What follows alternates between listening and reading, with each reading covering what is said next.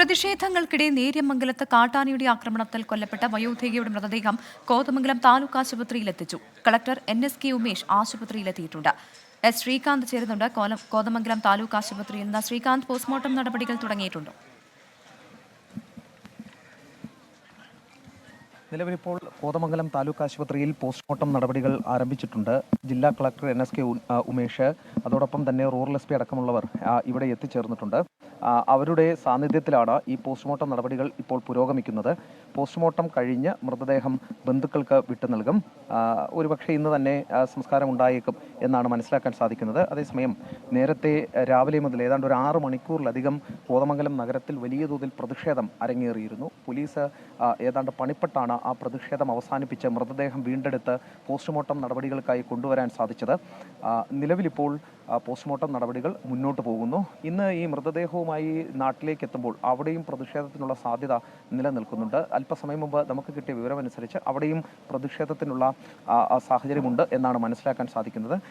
നിലവിൽ ഈ ആശുപത്രിക്കും പരിസരത്തും വലിയ തോതിൽ പോലീസ് ബന്ദോബസ്ത് ഏർപ്പെടുത്തിയിട്ടുണ്ട്. ഏതെങ്കിലും തരത്തിലുള്ള പ്രതിഷേധം ഇനി ഈ ഭാഗത്തേക്ക് ഉണ്ടാകാതിരിക്കാനാണ് പോലീസിന്റെ ഭാഗത്തു നിന്നും ഈ ബന്ദോബസ്ത് ഏർപ്പെടുത്തിയിരിക്കുന്നത്. ദൃശ്യങ്ങളിൽ നേരത്തെ കണ്ടത് ജില്ലാ കളക്ടറും റൂറൽ SP അടക്കമുള്ളവരും ഈ തുടർ നടപടികൾ ചർച്ച ചെയ്യുന്നതാണ്.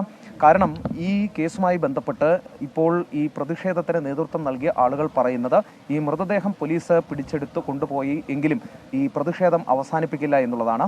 ഇന്ന് ഈ മൃതദേഹം വീട്ടിലേക്ക് കൊണ്ടുപോകുമ്പോൾ പ്രതിഷേധമുണ്ടാകും, അതിനുശേഷവും പ്രതിഷേധം ഉണ്ടാകും എന്നവർ വ്യക്തമാക്കുകയും ചെയ്യുന്നുണ്ട്. എന്തായാലും ഒരു കാര്യം അവർ കൃത്യമായി പറയുന്നത്, മന്ത്രിമാരടക്കമുള്ളവർ ഈ വിഷയത്തിൽ ഇടപെടണം, അല്ലാതെ ഇത് ശാശ്വതമായി ഈ വന്യജീവി ശല്യത്തിന് ശാശ്വത പരിഹാരം കാണാതെ പിന്നോട്ടില്ല എന്നാണ് അവർ ചൂണ്ടിക്കാണിക്കുന്നത്. 9-ാം തീയതി ഒരു സർവകക്ഷി യോഗം വിളിച്ചു ചേർത്തിട്ടുണ്ട്. അത് വനം മന്ത്രി ഉൾപ്പെടെയുള്ളവർ പങ്കെടുക്കും എന്നാണ് മനസ്സിലാക്കാൻ സാധിക്കുന്നത്. ആ സർവകക്ഷി യോഗത്തിൽ ഈ പ്രശ്നങ്ങളെക്കുറിച്ച് ചർച്ച ചെയ്യും എന്ന് അവർ പറയുന്നു. പെരിയാറിൻ്റെ ഇരു കരകളിലുമായി കൃത്യമായ രീതിയിൽ ഫെൻസിംഗ് ഉണ്ടാകണം എന്നുള്ളതാണ് പ്രധാനപ്പെട്ട ഒരു ആവശ്യം. ഉൾവനത്തിൽ ട്രഞ്ച് ഉണ്ടാക്കുക എന്നൊരാവശ്യം കൂടി അവർ മുന്നോട്ട് വയ്ക്കുന്നുണ്ട്. അല്ലാതെ ഈ പ്രശ്നത്തിന് പരിഹാരം കാണാൻ സാധിക്കില്ല എന്നുള്ളതാണ് ഈ പ്രതിഷേധത്തിന് നേതൃത്വം നൽകിയ ആളുകൾ ചൂണ്ടിക്കാണിക്കുന്നത്. രാവിലെ ഈ മരിച്ച ഇന്ദിരയുടെ ഭർത്താവ് രാമകൃഷ്ണനോട് നമ്മൾ ഇക്കാര്യം സംസാരിച്ചപ്പോഴും പറഞ്ഞത് ഇത് നിരന്തരം അവിടെ നടക്കുന്ന പ്രശ്നമാണ്, ബുദ്ധിമുട്ടാണ്, അതിനൊരു പരിഹാരം വേണം എന്ന് തന്നെയാണ് അദ്ദേഹവും ആവശ്യപ്പെട്ടത്. ഏതാണ്ട് 5 പഞ്ചായത്തുകളിൽ ഈ വന്യജീവി ശല്യമുണ്ട്. അത് ഇന്നോ ഇന്നലെയോ തുടങ്ങിയതല്ല, അത് വർഷങ്ങളായി തന്നെ ആ മേഖലയിൽ ഈ കാട്ടാനയും വന്യജീവിയുടെയും ശല്യം ഉള്ളതാണ്. അതിനൊരു ശാശ്വത പരിഹാരം ഉണ്ടാകണം എന്നുള്ളതാണ് ആവശ്യം. അത് സ്വാഭാവികമായ ഇടപെടൽ ഉണ്ടാകും എന്ന് വനം മന്ത്രി നേരത്തെ 24-നോട് തന്നെ പ്രതികരിക്കവേ പറഞ്ഞിരുന്നു. 9-ാം തീയതി സർവകക്ഷി യോഗം വിളിച്ചിട്ടുണ്ട്. CCF അരുൺ അദ്ദേഹം ഇവിടേക്ക് എത്തിച്ചേരും എന്നുള്ള കാര്യം അറിയിച്ചിട്ടുണ്ട്. അതായത് നിലവിൽ ഇവിടേക്ക് മന്ത്രിമാരടക്കമുള്ളവർ ഇതുവരെയും എത്തിയിട്ടില്ല. പക്ഷേ ഉന്നത ഉദ്യോഗസ്ഥർ നിലവിലിവിടെയുണ്ട്. ഈ മൃതദേഹത്തിനൊപ്പം ഒരു പക്ഷേ അവർ ഈ സ്ഥലത്തേക്ക് ഇവർ കാട്ടാനയുടെ ആക്രമണത്തിൽ മരിച്ച ഇവരുടെ വീട്ടിലേക്ക് പോയേക്കും എന്നുള്ള വിവരവും കിട്ടുന്നുണ്ട്. എന്തായാലും പോസ്റ്റ്മോർട്ടം നടപടികൾ മുന്നോട്ട് പോവുകയാണ്.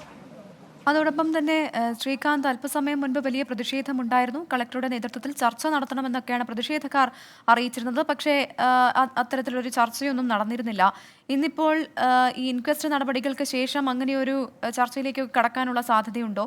ഈ മൃതദേഹം എത്തിക്കുമ്പോഴേക്കും അവിടെയും കൂടുതൽ പ്രതിഷേധമുണ്ടാകാനുള്ള സാഹചര്യമൊക്കെ മുന്നിൽ കാണുന്നുണ്ടല്ലോ അധികൃതർ? സ്വാഭാവികമായ പ്രതിഷേധം എന്തായാലും ഉണ്ടാകും എന്നുള്ളതാണ് പറഞ്ഞത്. ഇപ്പോൾ നമ്മോടൊപ്പം ജോസ് ജോർജ് കൂടി ചേരുന്നുണ്ട്. നമുക്കൊന്ന് ചോദിക്കാം, ഈ വലിയ പ്രതിഷേധം അല്പസമയം മുമ്പ് കണ്ടു.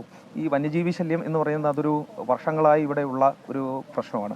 അതിനെന്ത് പരിഹാരം കാണാൻ സാധിക്കും? മന്ത്രിതലത്തിലുള്ള ഒരു ഇടപെടൽ പ്രതീക്ഷിക്കാമോ ഈ ഘട്ടത്തിൽ? ഇല്ല, ഇത് മനുഷ്യൻ്റെ ജീവൻ നഷ്ടപ്പെടുന്നതും അതുപോലെ കൃഷിയും മനുഷ്യൻ്റെ അധ്വാനവും ഒക്കെ നഷ്ടപ്പെടുന്നത് വളരെ ഗൗരവമുള്ള വിഷയമാണ്. ഈ വിഷയം ഗൗരവമായി തന്നെ എല്ലാവരും കാണേണ്ടതുണ്ട്. ഇപ്പോൾ കേന്ദ്ര ഗവൺമെൻറ്റിൻ്റെ 1972 വന്യജീവി സംരക്ഷണ നിയമം, ആ നിയമം അന്നത്തെ കാലത്ത് മൃഗസംരക്ഷണം, അതായത് വന്യജീവി സംരക്ഷണത്തിന് വേണ്ടി ഉണ്ടാക്കിയിട്ടുള്ളതാണ്. ആ സാഹചര്യം മാറി. ഇന്ന് കാട്ടിൽ എല്ലാ വന്യജീവികളുടെയും എണ്ണം വല്ലാണ്ട് വർദ്ധിച്ചിട്ടുണ്ട്. അപ്പോൾ ഇതിനെ സംരക്ഷിക്കുക എന്നതിനപ്പുറത്തേക്ക് ഇതിൻ്റെ ഒരു മാനേജ്മെൻറ്റ് അതിലേക്ക് കൊണ്ടുവരേണ്ടതുണ്ട്. ലോകം മുഴുവൻ അങ്ങനെയാണ്. അപ്പോൾ അതിനാവശ്യമായിട്ടുള്ള കൃത്യമായ നിയമനിർമ്മാണം, അതിനകത്തെ ഭേദഗതികൾ ഉൾപ്പെടെയുള്ള നടപടികൾ ഉണ്ടാക്കി ആ വിഷയത്തിൽ ശാശ്വതമായ പരിഹാരം ഉണ്ടാക്കണം. അതോടൊപ്പം തന്നെ ഇത് ഇപ്പോൾ വല്ലാത്ത തോതിൽ വർദ്ധിച്ചു വരുന്ന വന്യജീവി ആക്രമണങ്ങൾ അത് ആന മൂലം ആളുകളുടെ ജീവൻ നഷ്ടപ്പെടുന്നു, മറ്റു മൃഗങ്ങൾ മൂലം കൃഷിയും മറ്റ് സൗകര്യങ്ങളും ഒക്കെ നഷ്ടപ്പെടുന്ന സാഹചര്യത്തിനകത്ത് ഹ്രസ്വകാലമായിട്ടുള്ള കൃത്യമായ നടപടികളിലൂടെ അതും പ്രതിരോധിക്കാൻ സാധിക്കണം. അതിനാവശ്യമായ ഇടപെടലുകളാണ് ഉണ്ടാവേണ്ടത്. തീർച്ചയായും ജോയ്സ് ജോർജിന്റെ ഭാഗത്തുനിന്നും അദ്ദേഹം പറയുന്നത് ഇത് ശാശ്വതമായ പരിഹാരം കാണുന്നതിന് വേണ്ടിയുള്ള ഇടപെടൽ ഉണ്ടാകണം എന്നുള്ളതാണ്. പക്ഷേ അപ്പോഴും ഒരു പ്രശ്നമുള്ളത് ഈ മലയോര മേഖലകളിലൊക്കെ തന്നെ വനത്തോട് ചേർന്ന് കിടക്കുന്ന പ്രദേശങ്ങളിലൊക്കെ തന്നെ ഈ വന്യജീവി ശല്യം വളരെ രൂക്ഷമാവുകയാണ്. അത് ഈ ഒരു സ്ഥലത്ത് മാത്രമല്ല, കഴിഞ്ഞ ദിവസം കണ്ടതാണ്. ഈ മാമലക്കണ്ടം ഉൾപ്പെടെയുള്ള മേഖലകളിൽ, മലയാറ്റൂരടക്കമുള്ള സ്ഥലങ്ങളിൽ, വയനാട്ടിൽ, അങ്ങനെ പല സ്ഥലങ്ങളിലും ഇത്തരം പ്രശ്നങ്ങളുണ്ട്.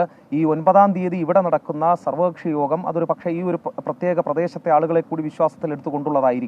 അതിന് വനം മന്ത്രി തന്നെ നേരിട്ടിറങ്ങും എന്നുള്ളതാണ് അദ്ദേഹം പറഞ്ഞിട്ടുള്ളത്. തൽക്കാലം പ്രതിഷേധം അടങ്ങിയിട്ടുണ്ട്. പോസ്റ്റ്മോർട്ടം നടപടികൾ പുരോഗമിക്കുന്നു.